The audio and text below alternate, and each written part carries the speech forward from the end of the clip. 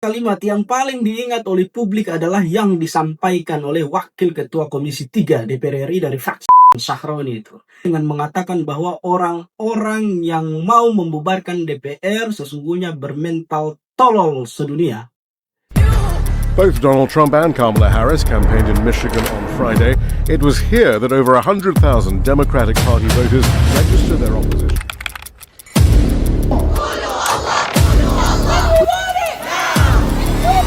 I don't know if I can answer.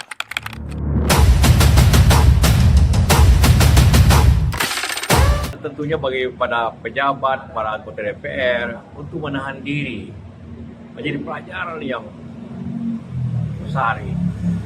Jangan bicara asal-asal dan jangan menghina masyarakat juga. Ini semua yang menjadi penyebab daripada masalah.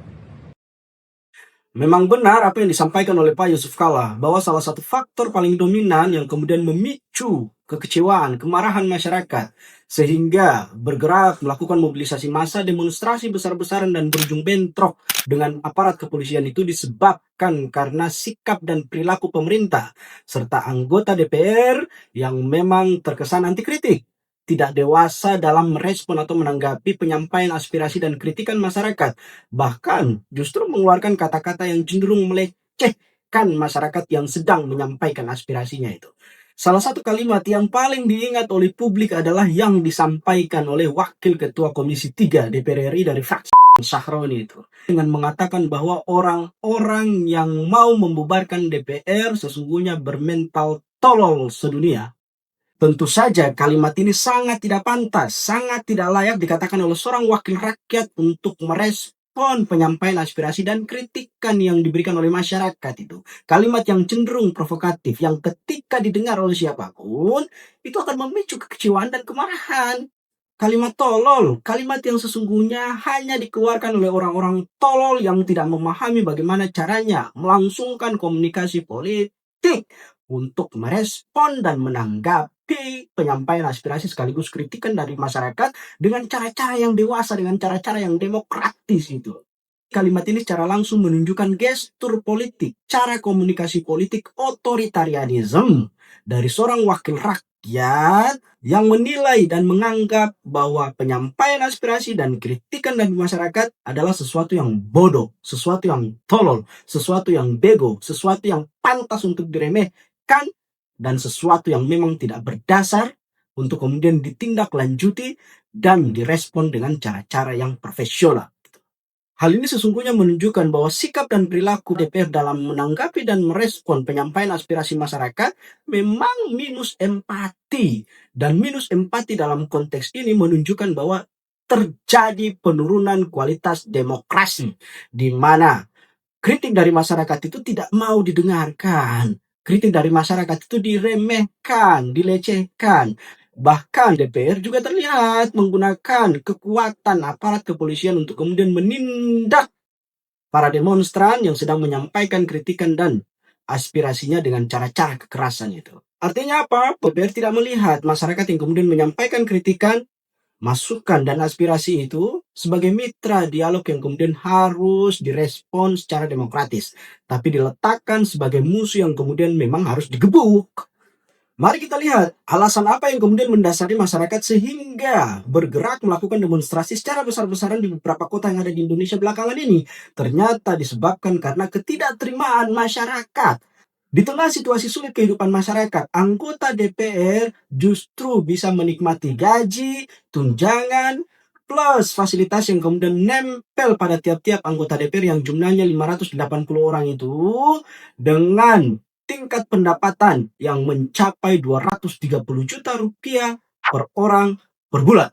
Uang sebesar 230 juta itu diambil dari APBN, di mana APBN itu 82% atau sekitar 2.189,3 triliun itu berasal dari pajak yang ditarik oleh masyarakat.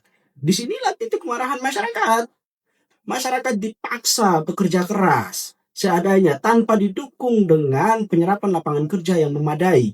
Banyak yang bekerja di sektor informal, banyak yang bekerja paruh waktu, ada jaminan hari tua, jaminan kesehatan, jaminan perlindungan sosial, diperas keringat mereka, ditarik oleh negara atas nama pajak, tapi tidak dikembalikan kepada masyarakat untuk kemudian menunjang peningkatan kesejahteraan ekonomi mereka secara penuh itu. Justru sebaliknya, di saat kehidupan mereka susah, uang itu justru dipakai untuk menggaji anggota DPR sampai pada posisi 230 juta rupiah per bulan itu. Inilah titik utama kemarahan masyarakat. Sehingga muncul desakan dan tuntutan untuk kemudian membubarkan DPR. DPR merespon ini dengan cara-cara yang tidak dewasa, cara-cara yang tidak profesional, cara-cara yang tidak demokratis.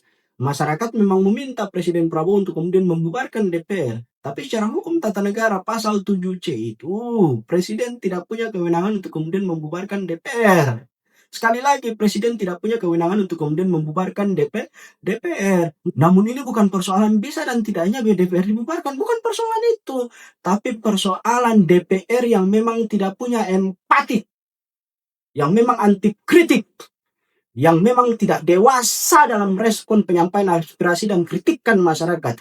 Justru malah mengeluarkan kata-kata dan gestur politik yang melecehkan masyarakat yang sedang menyampaikan aspirasi. Pantas masyarakat marah. Dan kemarahan masyarakat yang berujung demonstrasi, chaos, bentrok dengan aparat kepolisian yang terjadi hari ini.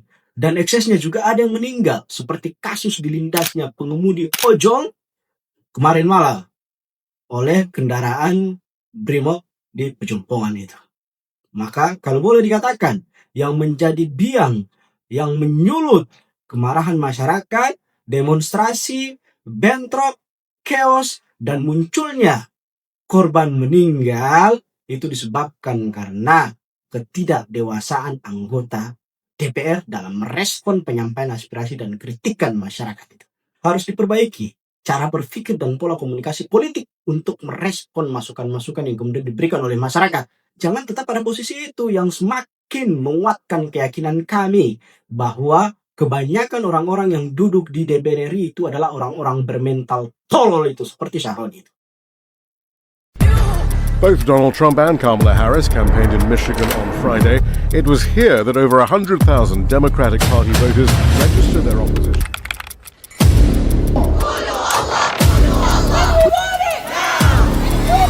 I don't know if I can answer